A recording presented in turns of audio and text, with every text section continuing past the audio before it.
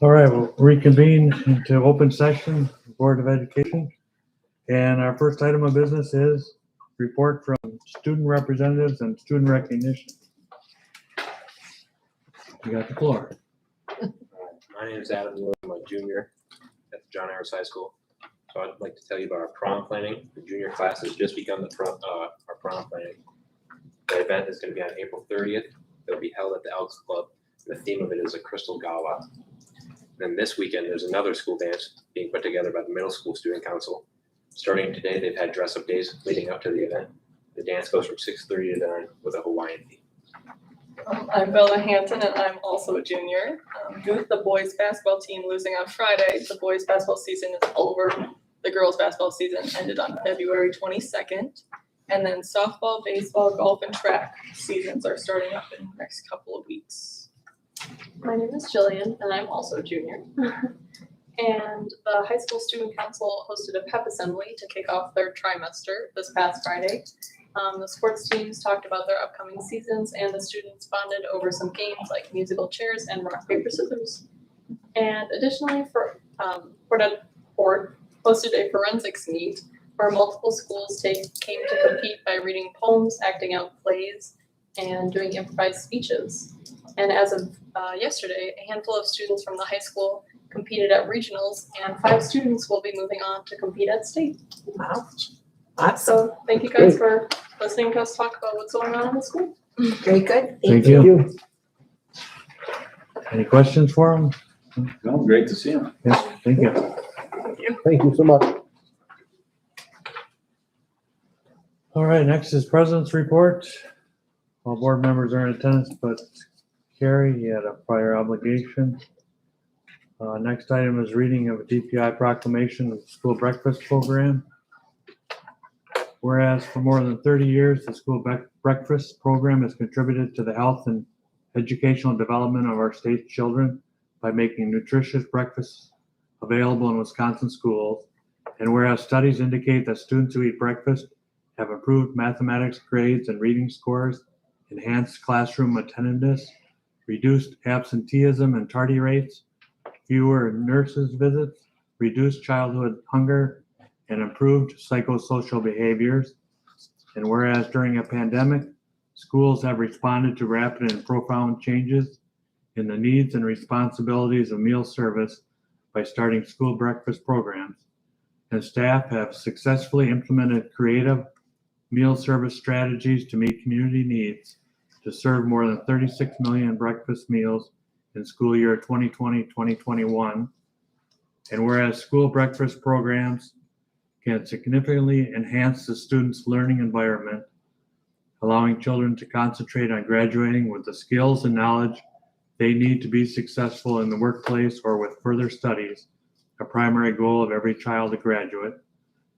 Therefore, be it resolved that I, Jill Underley, the State Superintendent of Public Instruction, declare March 7th through the 11th, 2022, be proclaimed as National School Breakfast Week, a time to pay tribute to the many concerned individuals involved in this program, including state officials, school food and nutrition service professionals, school administrators, teachers, parents, local civic leaders, and many volunteers.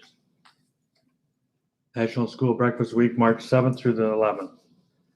Signed, Jill Underley. And Mr. Dove, and this evening we have with us Jenny Breitrick, who is our food service lead. And I think Mr. Dobbin has something for you, Ms. Breitrick. Yes, we have a. You didn't know. I'd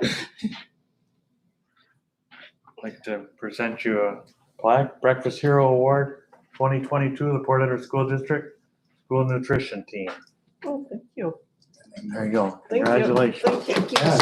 You can share that with the team. Thank you. Wasn't expecting it. Yeah. Thanks for all your hard work. Next item is presentation of school board member awards. I have 2 awards here. One for Kathy McGrath. You're kidding. I wasn't expecting it either. Certificate of Achievement, Wisconsin Association of School Boards awards level 1 to Kathy McGrath for demonstrating a high level of commitment to Wisconsin public school students by participating in WISP professional development opportunities.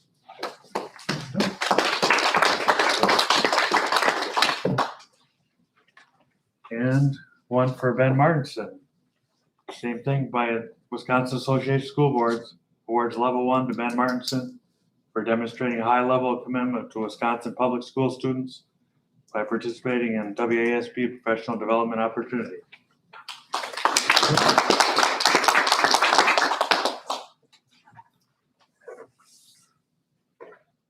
All right. And the next board meeting is April 13th. April 13th. It's a Wednesday. All right, moving on to administrative reports.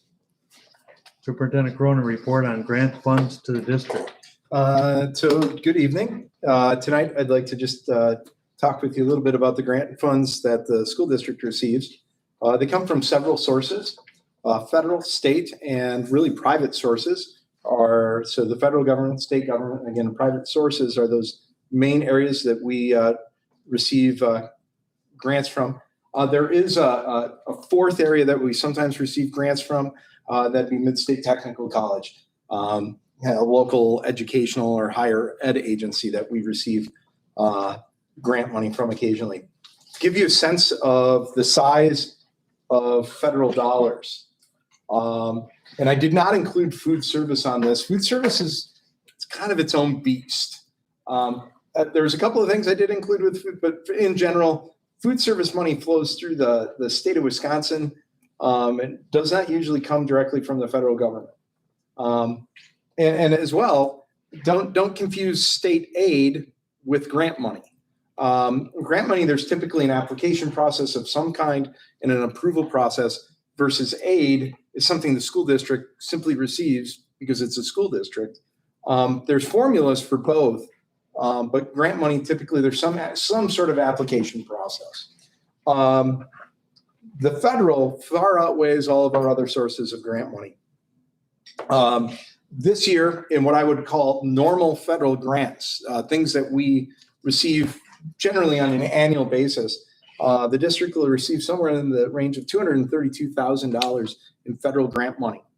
Another $800,000 abnormal federal grant money, let's call those things we don't normally see. The district is eligible for about $818,000 more. Most of that's going to be the federal COVID relief funding. Some of that's already been claimed and used through the ESSER 2 program, or that federal COVID relief part 2, we'll call it, or ESSER 2. The other portion, ESSER 3, is unclaimed yet, and the district has 3 years essentially to spend that money. That's not how normal federal grants work. Normally you get them in 1 year. You generally have to spend them in the year you get them. Occasionally they allow carryover.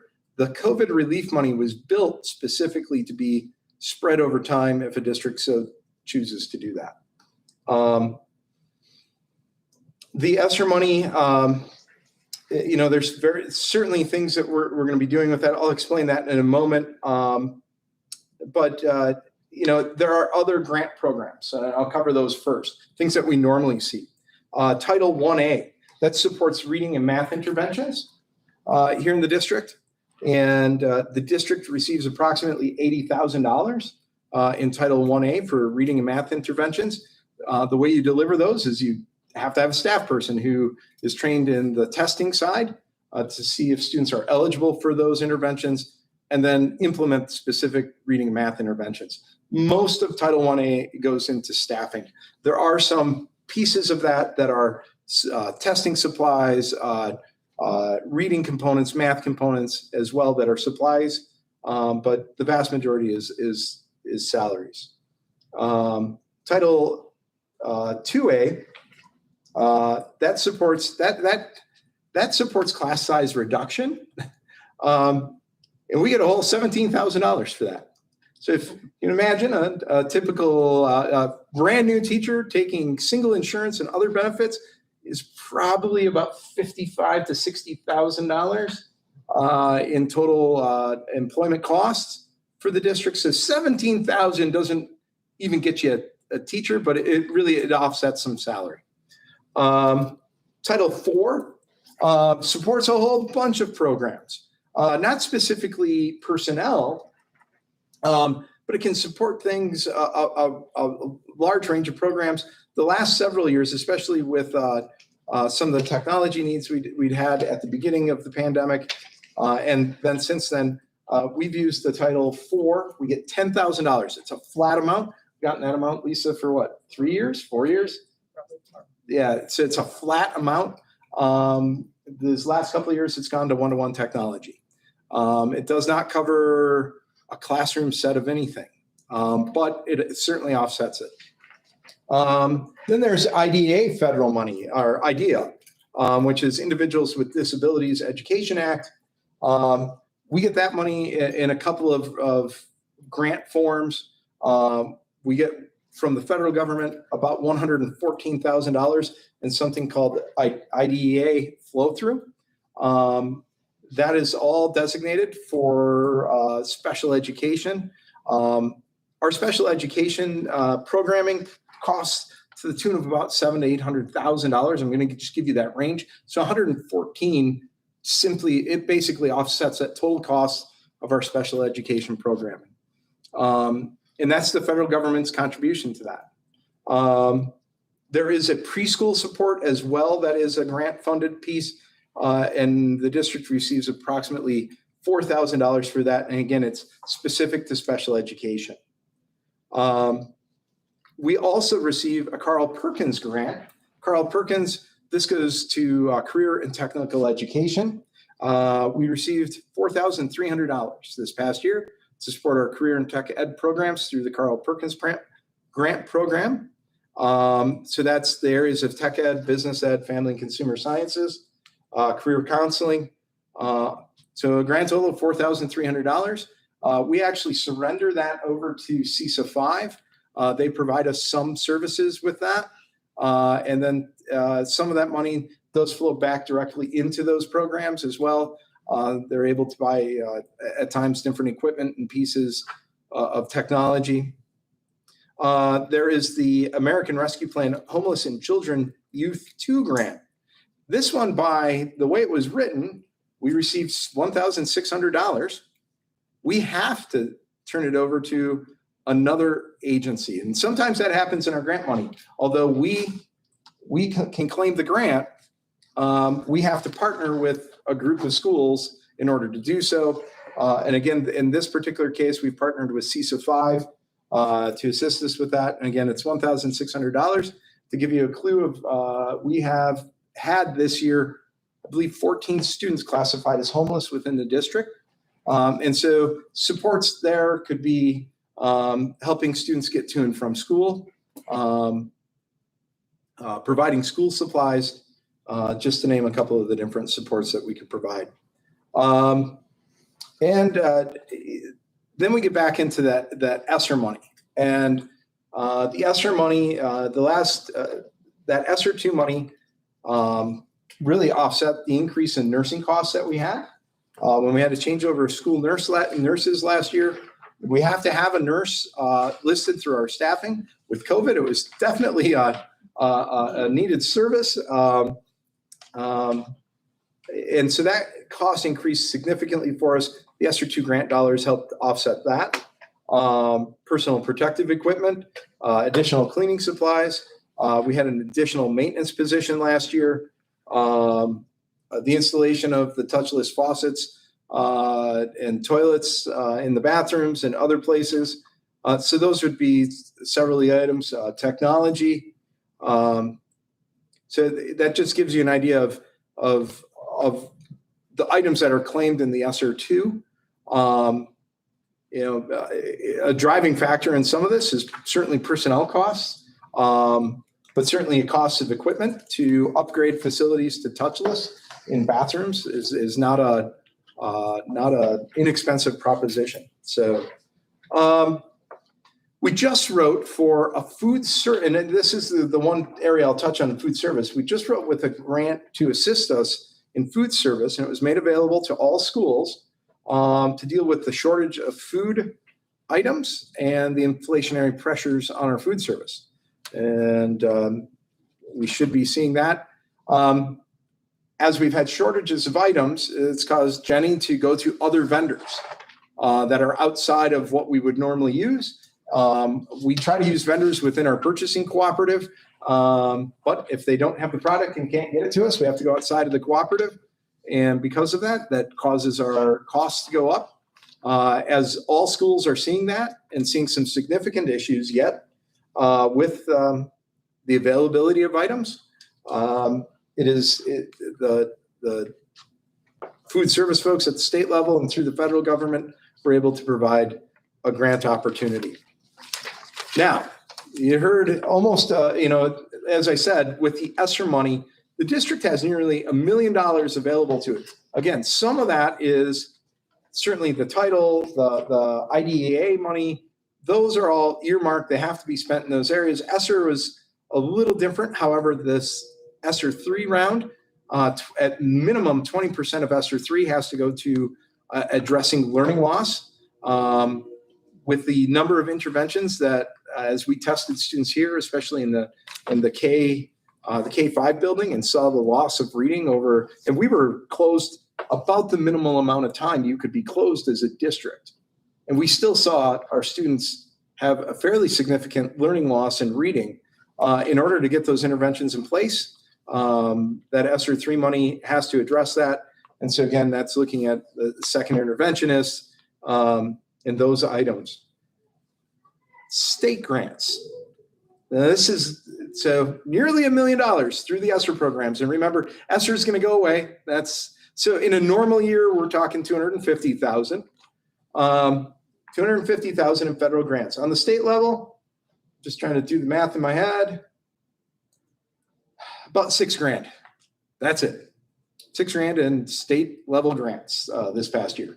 Again, the state provides us aid money, which is certainly a lot different. And so some specific items, educator effectiveness, there's a grant there where the Department of Public Instruction will cover the cost of the software to implement educator effectiveness. That's about $3,600. And again, that has to cover the cost of software. That's the only thing you can use that grant for.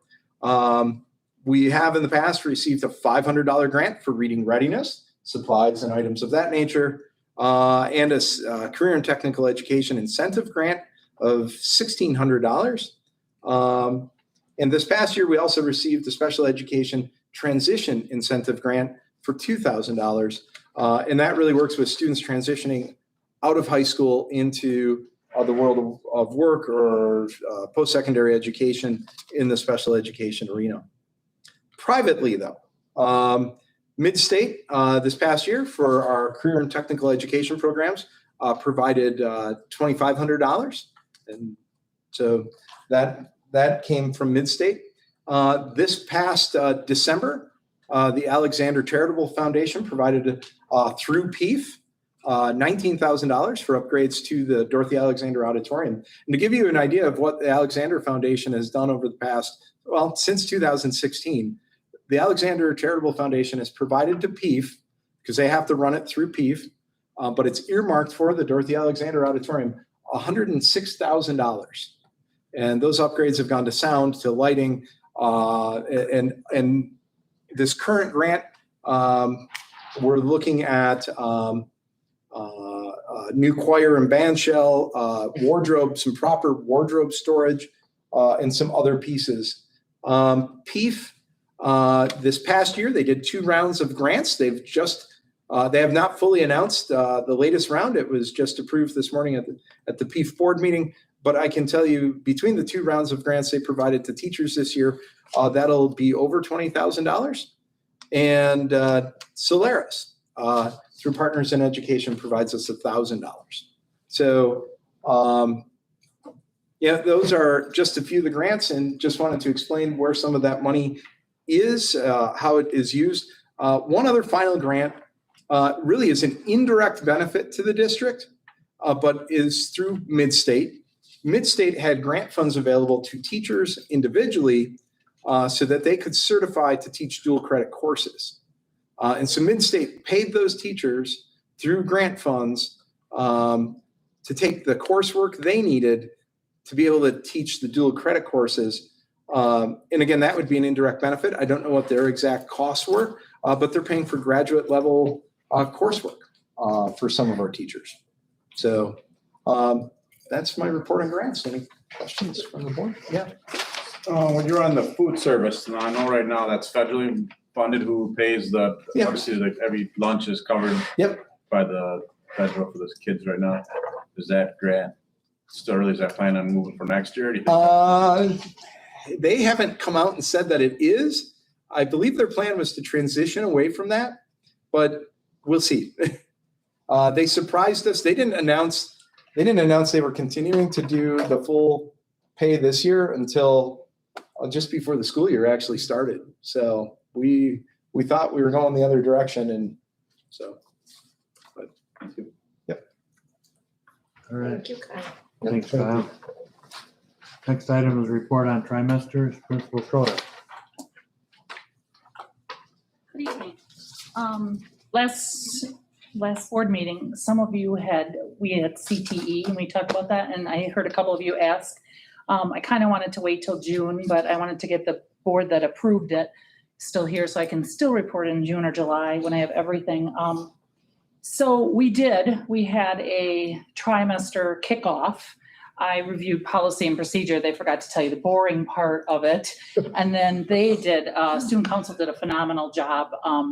They included band and forensics and like everything. They did a really nice job this time. Like the whole school was involved. I don't know if there was a kid that wasn't kind of acknowledged at that pep assembly. So I was really proud of them. And we need that at this time of year. We need that. So reviewing the statistics, I have some data I want to share with you. And then I've always looked from feedback from the teachers, obviously, and from the kids. So a lot of them emailed me or stopped me in the hall. I opened it up at the pep assembly. A couple of them had comments. So last board meeting, you heard from a couple people that are in specialty areas. Of course, Marissa loves the trimesters because she can prep, they can eat, they can clean up, they can get all of that done. Steve too, obviously, he can do a whole woodworking project.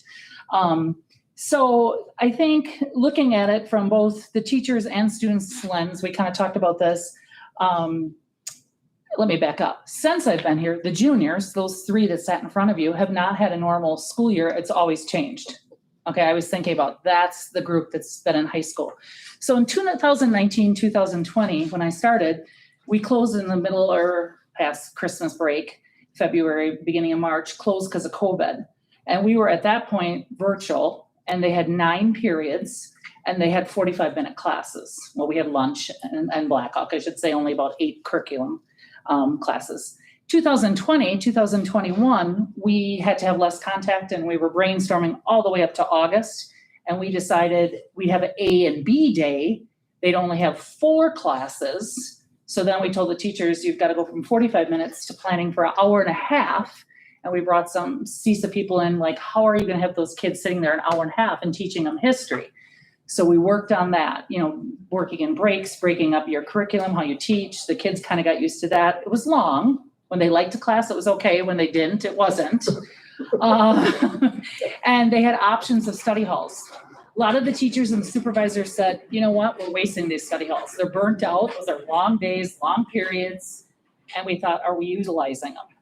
So this year we revamped in summer again, and we went to the trimesters. So we did a couple things. We went to 5 periods. So they have 70-minute classes, trimesters, and limited study halls. There's an at-risk program, special ed, those people that really need that.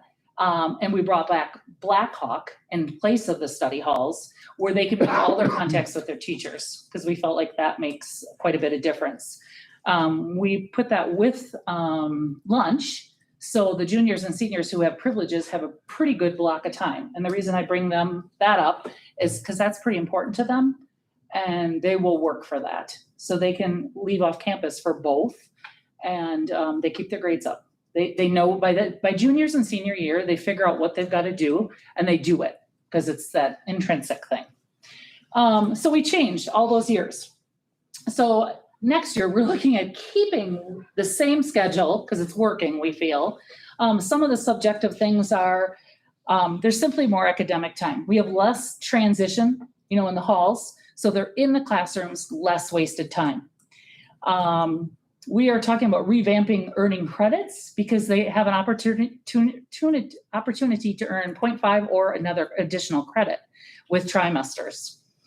Like I said, the upperclassmen love it because it's flexible. They can do school of work. I don't know if you were here when Jillian says she goes up and does her MidState upstairs in the library, and earn dual credit, have senior privileges. So there's a lot of options as juniors and seniors. The teachers and students like it because there's less to focus on. So last time the teachers were prepping for 8 periods a day, 45 minutes. Now they've got 5 classes. Students like it because I was talking to Ms. Moore, most of them have 3 core classes and then 2 electives that they maybe enjoy and don't have as much homework because a lot of them are in sports, a lot of them work. So there's probably less homework and less to manage, okay? Even when we had that AB day, they would flip it and it was tough for them because some of them weren't good about managing their time and then they forgot to do something and then they're like, oh, do we have that class that, so that was tough for them too. Some examples like the science, they love it. They can set up their labs and actually complete a lab. ELA, they can, do writing and drafting. I'd say the most difficult, talking to the teachers, and I agree, is math. Math is hard to keep them. Do they do a lesson and a half? Do they review? Do they go back? I would say the math teachers have the most difficult time with a longer period of time or periods. For example, Riley Thomas started taking his kids out for FIAD to Ripple Creek, and they were doing snowshoeing and some activities out in the school forest. So they could get out there, actually do something and get back. So he loved it.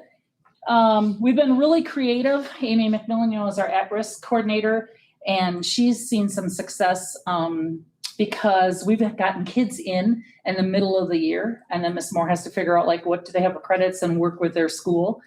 When kids were coming in and were struggling, we might have had a couple weeks till our trimester change, got them to earn their credits, had a little additional time, and saved part of a year or a trimester, if that makes sense. On about 3-4 kids. We've been really fortunate with that. I think in general, it's a good time right now. Ms. McMillan also would say that about now, January, February, March, if a kid wasn't doing good, they would usually give up. We're here, I've got to try this many more months and I've got this percent. And a lot of teachers are saying it's refreshing because we just had this little pep assembly, and I'm not saying that did it, but the sun's starting to come out and we just started a new trimester. So it's like, aha. And that's some of the kids said that. It's a challenging time of year and it's a new time mentally and emotionally to start a new trimester. One of the kids said on the feedback, they said, well, this is working. Why would you change it? I'm like, okay, that was simply put. Yeah. So I do have some stats for you. My last comment on my subjective sheet is I was talking to Mr. Selton-Pohl, our athletic director. He said that this is played into, now this is just high school. We've got some stats. People have kept their grades up because, athletes, we have grade checks. So now we have three grades, and in between there we have grade checks. So we have 6 where we used to have 8. Okay. Last year at about this time, there was 20 grade check trackers out. That means that they're not doing well. And week by week, they've got to go get their signature by their teacher and communicate. And as of this year, there's only been 6 kids that were close to the brink and had to run around with trackers. So he's, and he's on them too, making contacts, but he says the trimesters has helped. So I have stats, but now remember, this is only second trimester. I can pass it down. Oh, wow.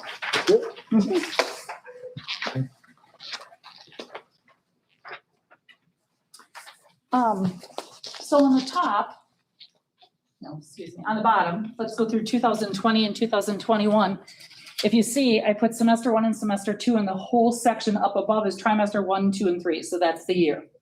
So last year, the number of Fs, I'd run an F list at the end of semester 1. I had 73 Fs. It was 2 pages. Underneath it, the number of kids earning all those Fs is 25. So one kid might have had been failing all 5 classes or 6 classes or 4 or whatever they had. Semester 2, I had 42 Fs. I think it made 1 sheet. that was my happiness, 1 sheet. 19 kids had those 42 Fs. So running the whole year, we had the number of Fs 115 and students 44. Okay, so this year up above, trimester 1, the number of Fs was 24. 13 of those kids had those Fs. This is just high school.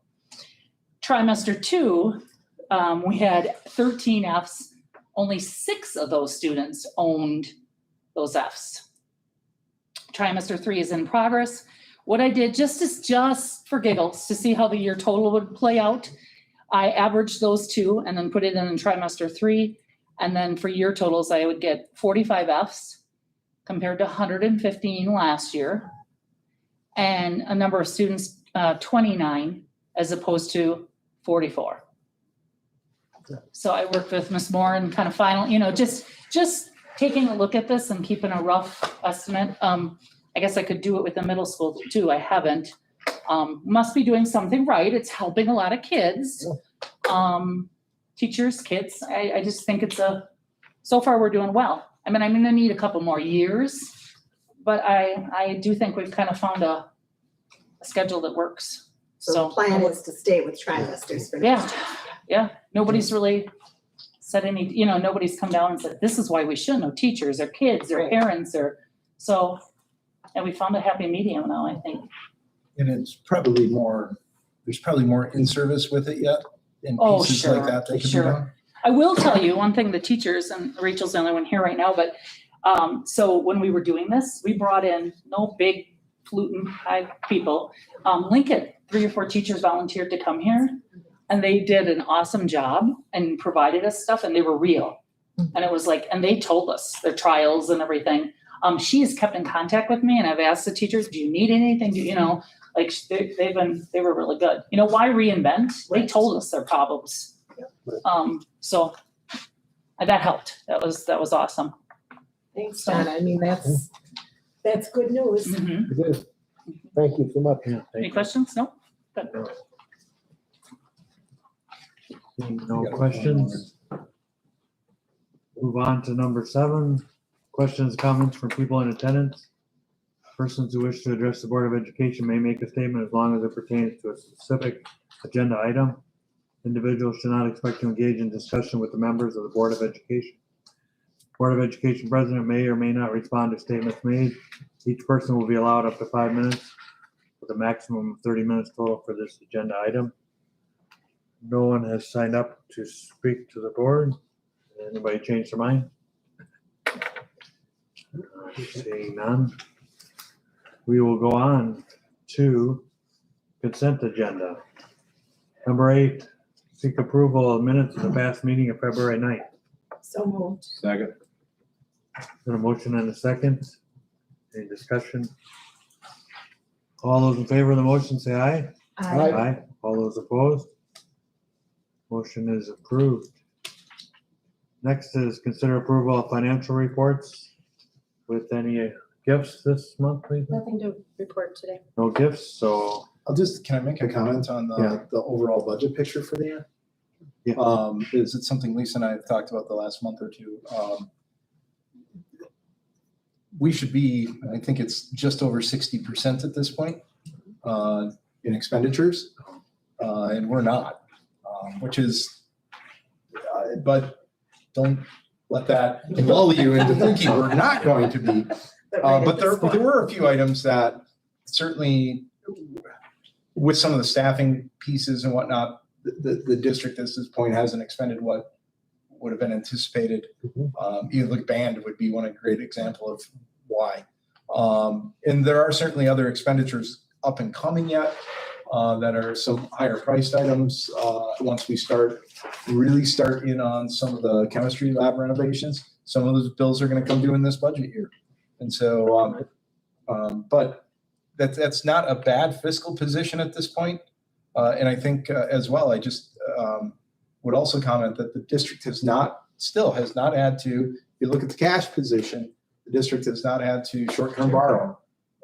Certainly, again, that could change before the end of the year, but I don't know that it's going to. So it'd be the first time in 4 years, 3 or 4 years that we will have not had the short-term borrow. And this year too was the first year the aid payments were equal aid payments. Correct? Didn't they do 25? No, they haven't. I thought, okay. Oh, they were gonna change that. Yeah, I thought that changed from the equalized aid, the equal payments. Now you got me thinking, Yeah. thinking years. Well, we can figure that out Yeah. later. But you know, that's, so at least from a cash flow position, a budget position, the district is, for this time of year, in a very good place, so. Goodness. All right, with that, I'll seek a motion to approve the financial reports. So move. Second. The motion and a second, any other discussion? All right, all those in favor of the motion, say aye. Aye. Aye. All those opposed? Motion carried. Moving on to unfinished business, number 10, second reading of the policies as previously presented. So if you had any other questions on those policies from the first reading, other than that, I would recommend your approval at this session. So moved. Second. And just so everybody knows, we do literally go through and sit here We do. every single one of those policies. So the board has been through them at the previous session, so. Anybody who'd like to come and help with that, please feel free. Been a motion and a second. All those in favor, say aye. Aye. Aye. All those opposed? Motion carried. Moving on to new business. Consider approval of policy 5530, administration of medication emergency care. So the school nurse has asked that I bring to you an adjustment to this policy. I went back to the policy advising group at Neola and asked for the language. When this policy was originally adopted back in 2015, the world was a little different. It was revised a couple of years ago, but the specific language the school nurse has asked the district to consider, and I would be supportive of adding this in here. What it really does, so the language has been there that any bus driver, staff member, volunteer authorized in writing by the district administrator is immune from liability for his or her acts or omissions in administering medication, but not limited to glucagon. It was the original epinephrine and epinephrine under acts of omission. So basically rescue medications, specifically glucagon and epinephrine. The school nurse asked for the language to be included for the opioid antagonist, which is Narcan. The school district does not hold or possess Narcan at this time. There are abilities for the school nurse to get that through some various grant fundings and pieces from the state of Wisconsin. We discussed this with law enforcement emergency services. So typically, emergency services, at least first responders in a normal situation, are going to be to the building within 5 minutes. Those would be the Port Edwards first responder group. Ambulance is going to be 10, maybe 15 a long ambulance call is probably 15. Law enforcement carries Narcan. They could be 2 minutes away, or they could be 20 minutes away, or they could be 2 hours away. Any possession by the district of Narcan would be secured. It'd have to be secured and locked. It does not, like, if you give Narcan to somebody who is not experiencing an overdose, it doesn't harm them. This is meant to, though, help somebody with an overdose. We did have a situation 2 years ago where that was the case, unfortunately. And way things are at the moment, we know that some of that drug use and abuse of drugs is certainly on the rise. This does not necessarily mean that we would run out tomorrow and get a supply of Narcan to have, but would investigate the procedures to do that and to be able to put that in place. And have the school nurse have the ability, or the health aide have the ability to administer that if necessary. The one thing you'll notice here is the healthcare professionals are not immune. So there is no immunity. That is by their license.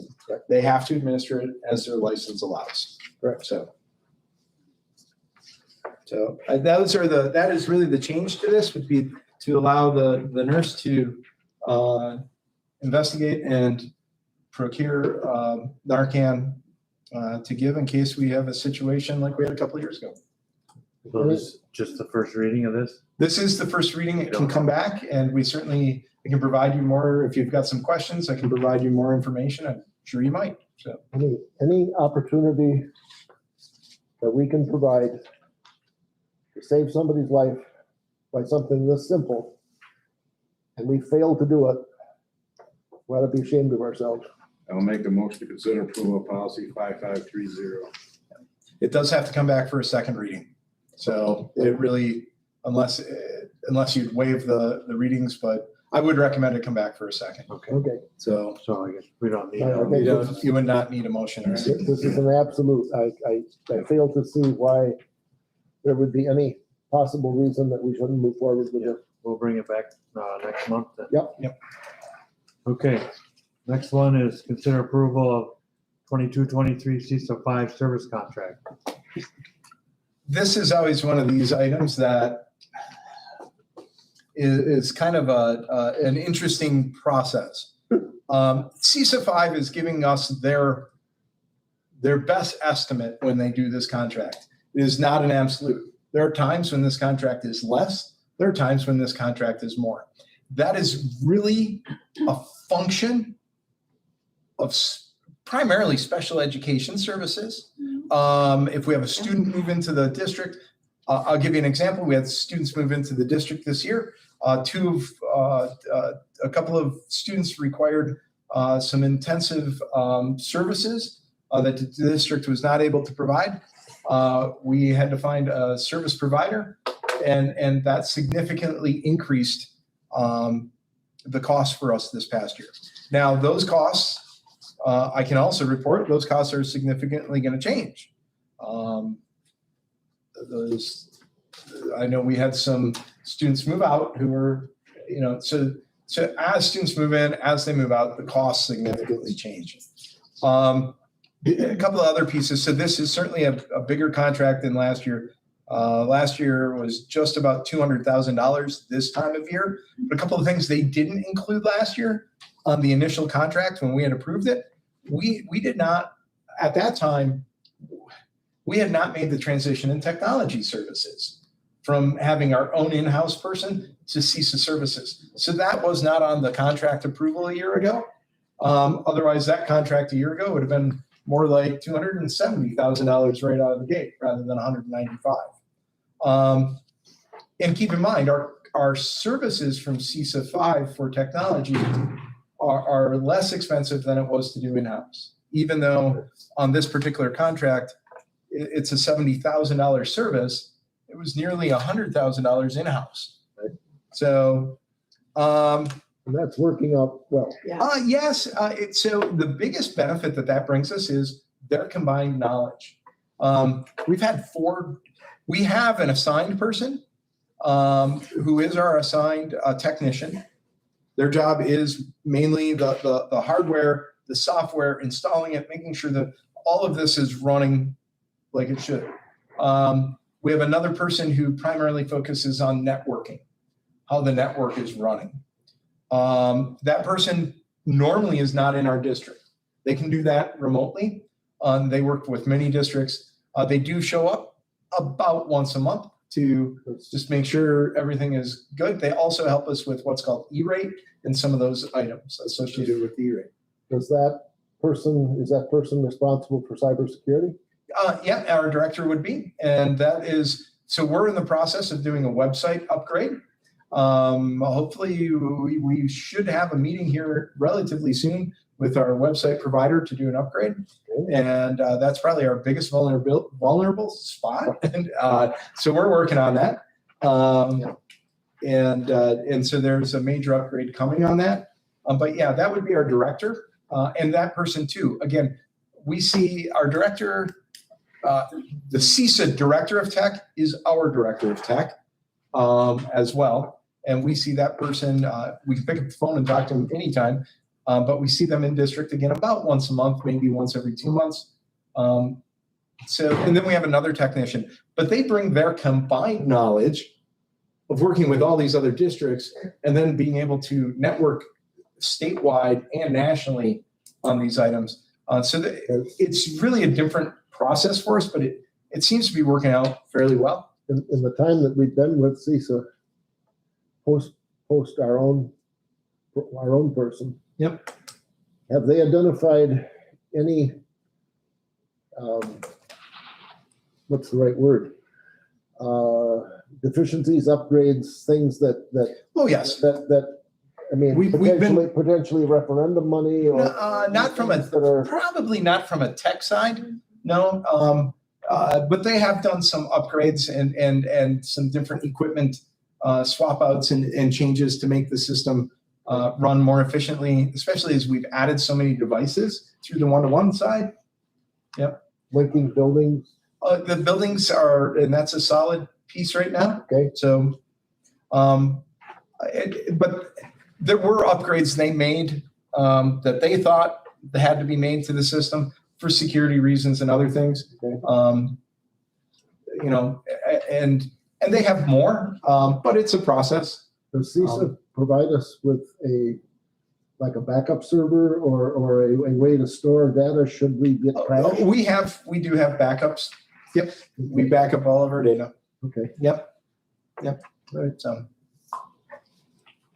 the other item on here, school nurse a year ago was a lot more expensive than what we're proposing moving forward. Part of that is we're proposing moving from a 2-day back to a 1-day model, hopefully as we emerge from the pandemic, and getting back into the 1-day model, which for a district our size is very, in fact, 1 day is still fairly healthy for a district our size in normal circumstances is what I'll say.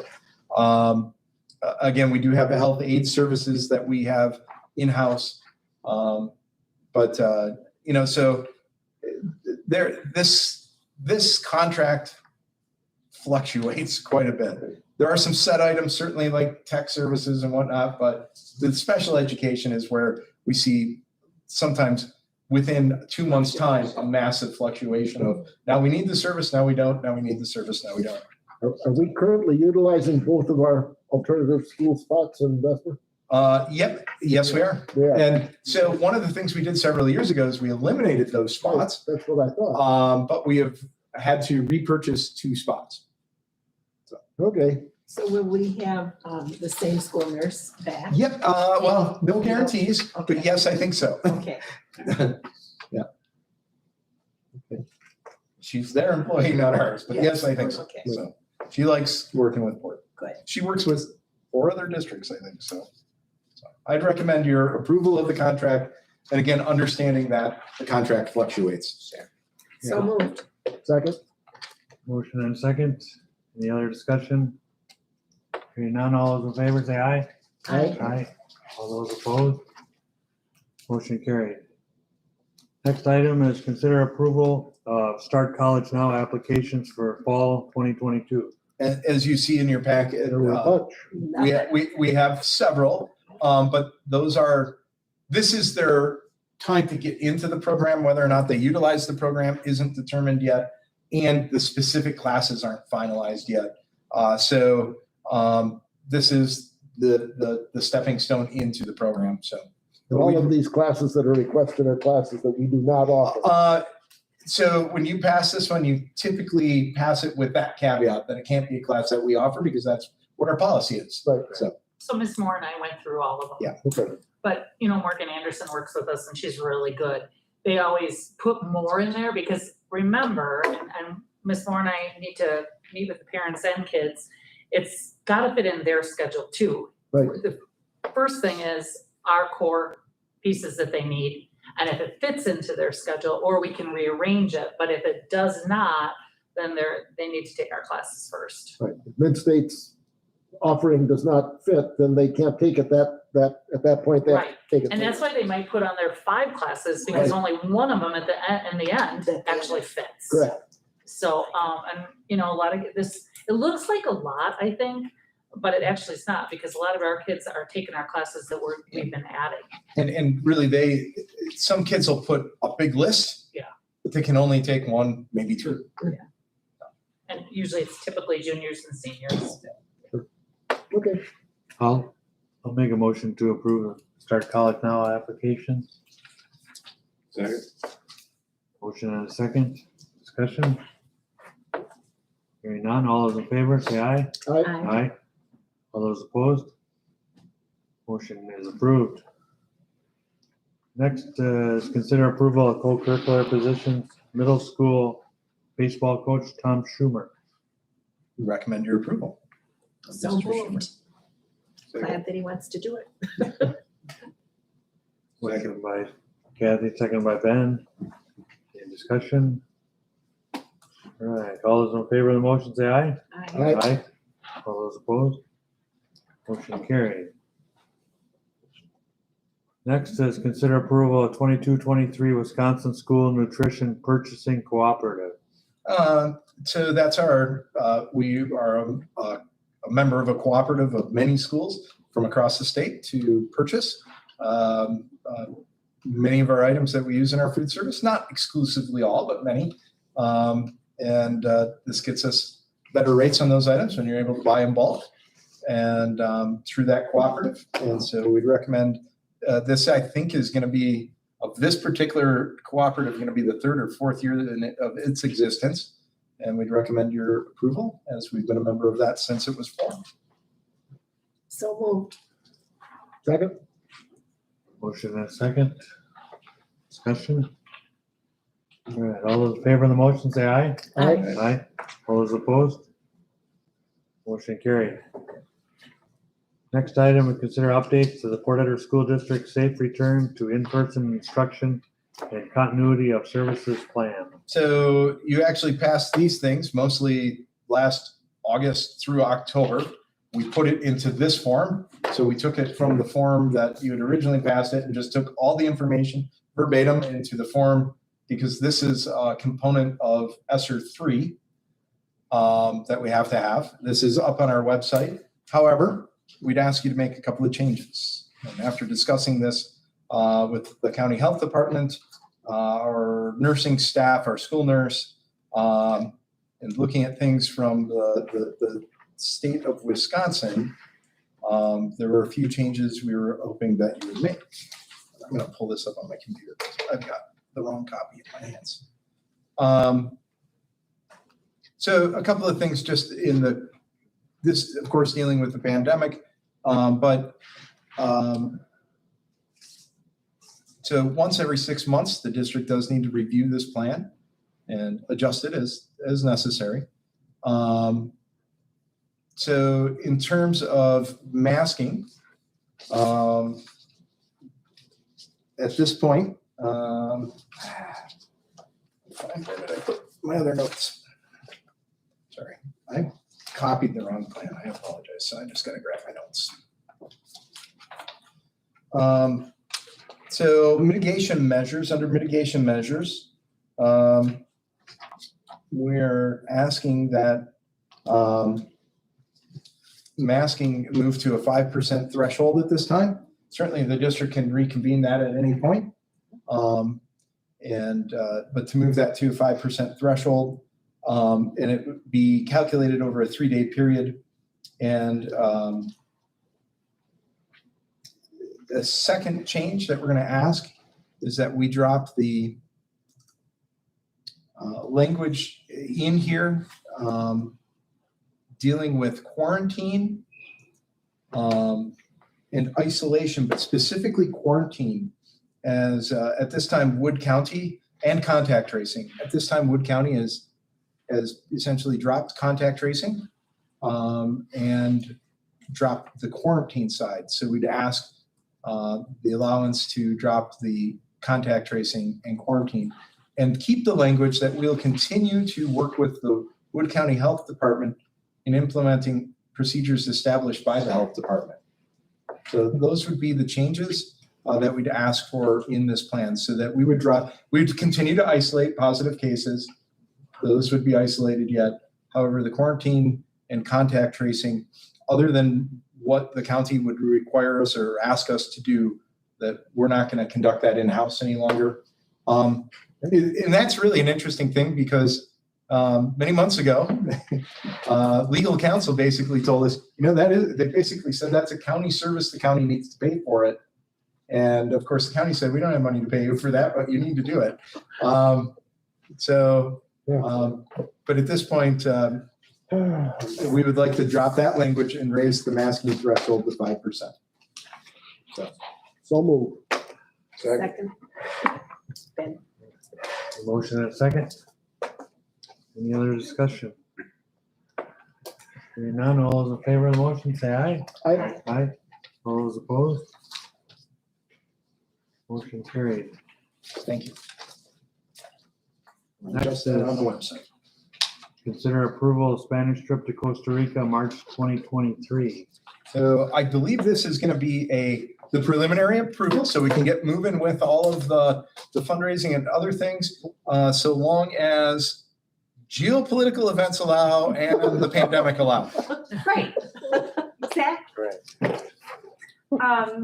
So I'm requesting your approval to plan for a high school student trip during spring break, at least mostly during spring break. They give, like right now, they have a 4-day window of when our departure will be. So it can overlap a day or two, either before or after spring break. But shouldn't be more than 2 days, hopefully if kids missing school.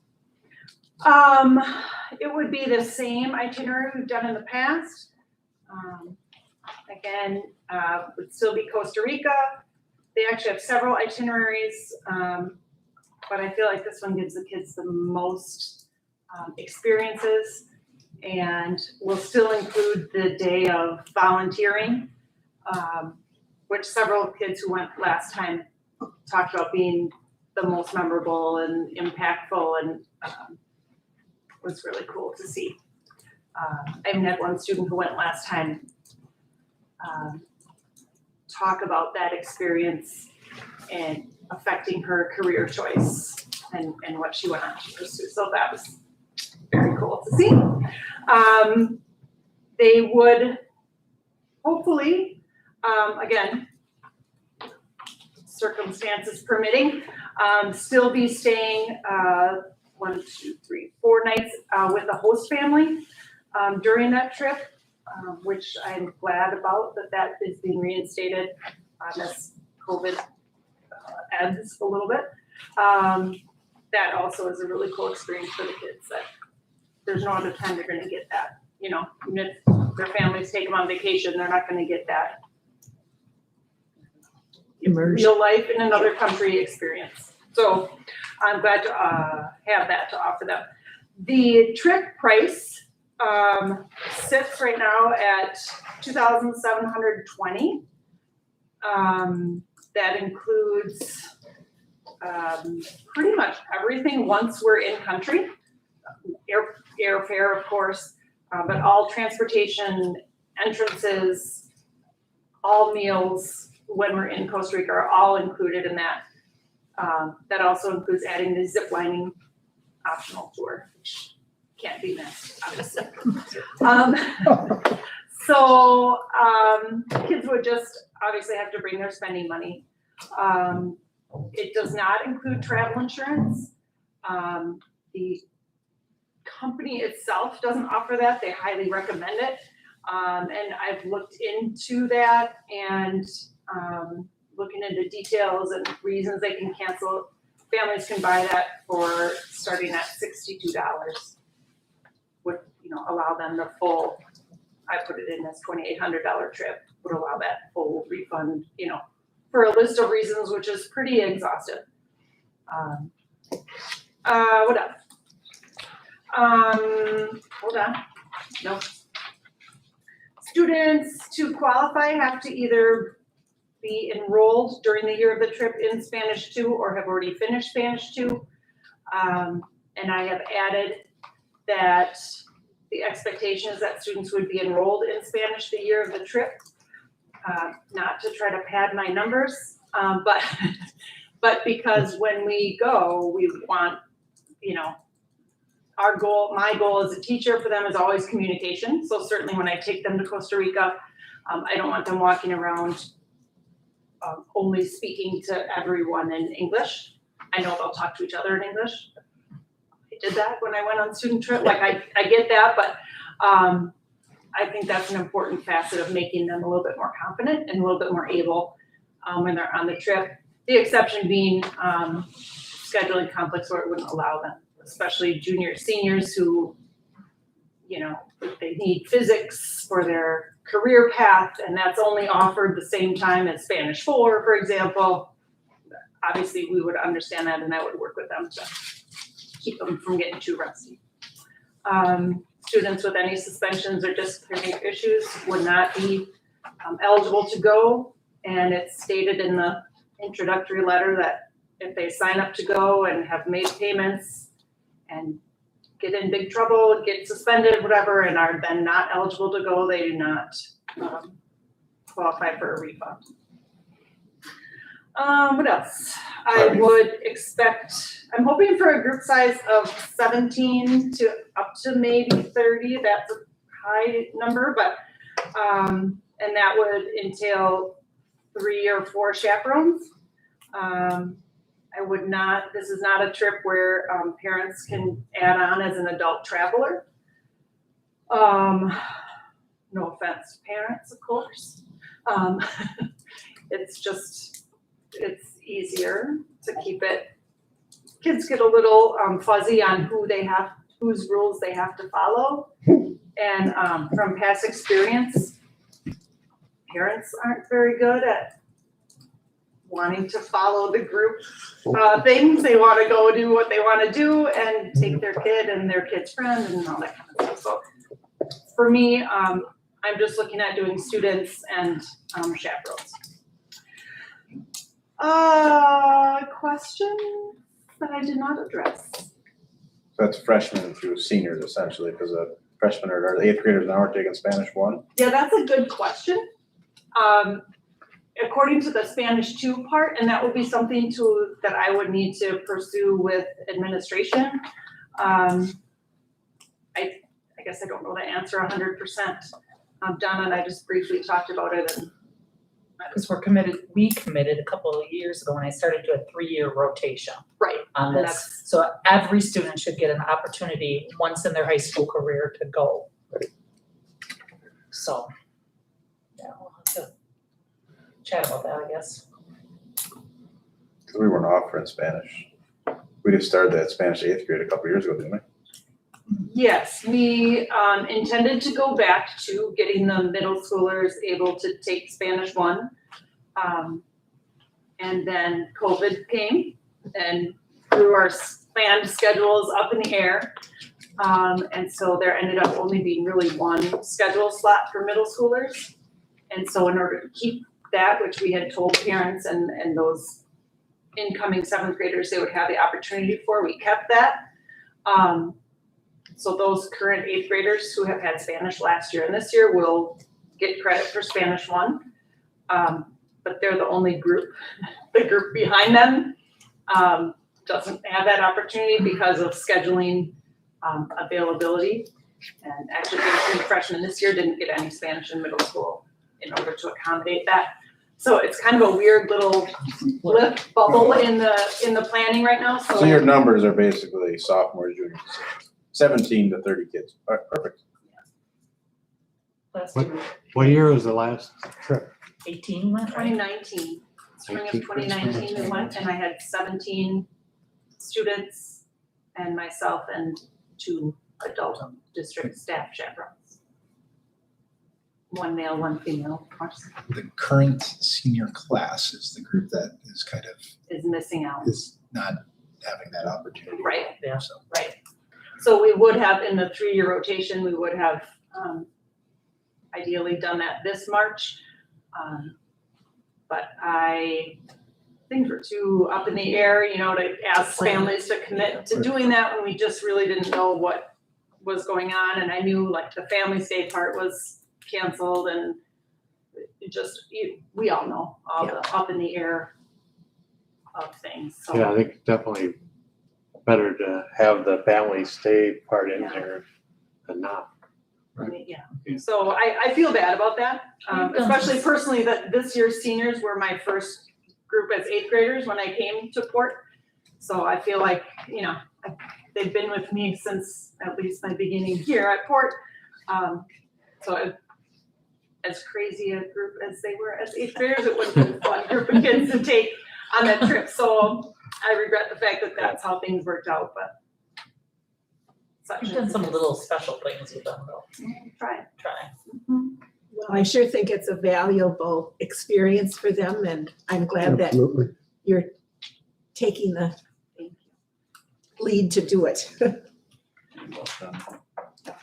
I'll make a motion to consider approval for Spanish trip to Costa Rica. Second. Okay, so the motion and a second.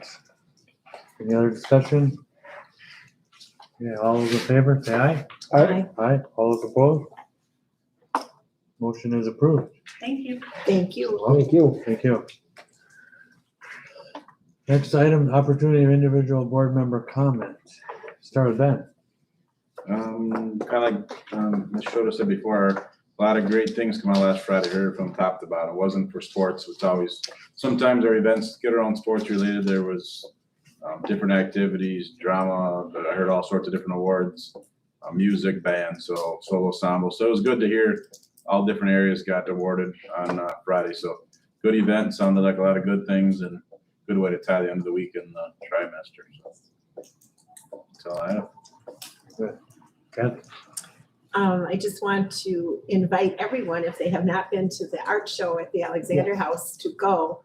It is just amazing. Over 120 pieces of art from kindergarten through 12th grade, and I just thought it was awesome. So thanks a lot to Ms. Grayway.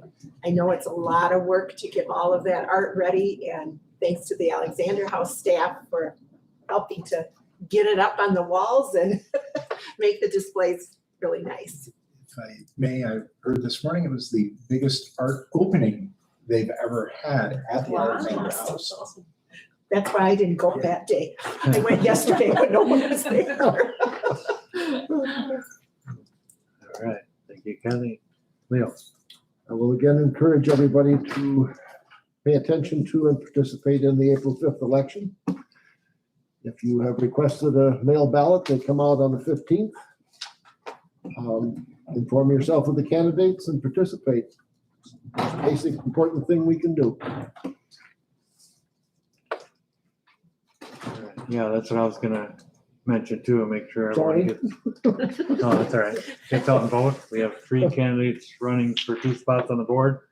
And there is a village board election also. 6 candidates running for 3 spots, I believe there, so. There's a newsletter, virtual newsletter available with all the village board candidates. Plus, if you for some reason don't have access to the internet and you want a copy, call the village office and they will send you one. So above all else, go to myvote.com and register, get a ballot. We'll have a listing in our newsletter that comes out at the end of this month. So Very good. Yeah, I think that's all I have for tonight. So our next board meeting is Wednesday, April 13th. We want to schedule for May. Probably gonna have some other special meetings in between, so. Oh, yeah. Yep. It'll be May 11th. May 11th. Yeah. All right.